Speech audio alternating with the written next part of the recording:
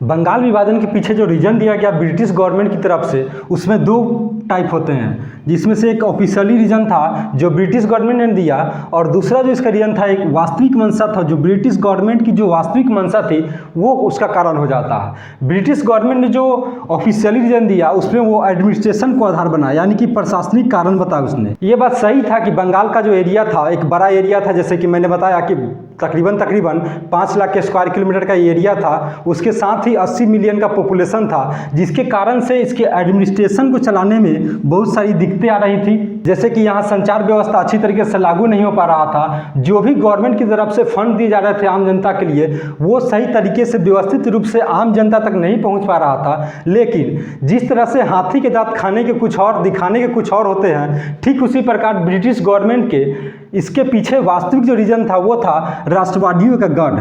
क्योंकि उस समय जो बंगाल का जो एरिया था वो पूरा बंगाल के एरिया में राष्ट्रवादियों का गढ़ बन चुका था। उस समय के जो बंगाल का एरिया था वहीं से सारी जितने भी क्रांतिकारियों का एक्टिविटी होता था वो इसी बंगाल से संचालित होता था। तो ब्रिटिश गवर्नमेंट ने सोचा कि क्यों ना हम बंगाल का विभाजन कर दे, ताकि जब बंगाल 2 टुकड़ों में बढ़ जाएगा तो हमें आसान होगा, राष्ट्रवादियों के गढ़ को हम तोड़ सकते हैं, राष्ट्रवादियों के बीच फूट डाल सकते हैं। इसलिए ब्रिटिश गवर्नमेंट ने बंगाल का इस तरीके से विभाजन किया जहां भाषा, धर्म, इन सभी के आधार पर उसका विभाजन हो सके। जैसे कि ब्रिटिश गवर्नमेंट का बेसिक सा रूल था डिवाइड एंड रूल, यानी कि बांटो और राज करो। जाति, धर्म, पंथ, भाषा, किसी भी ऐसे टर्म नहीं थे कि कोई भी ऐसा संकीर्ण मानसिकता वाली चीज़ नहीं थी जो ब्रिटिश गवर्नमेंट ने भारत के लिए ना किया हो। इसके पीछे मूल रीजन था कि भारत को फूट डाले, उसे डिवाइड करे और वहाँ पर शासन करे और भारत का आर्थिक शोषण करते चले। इसी डिवाइड एंड रूल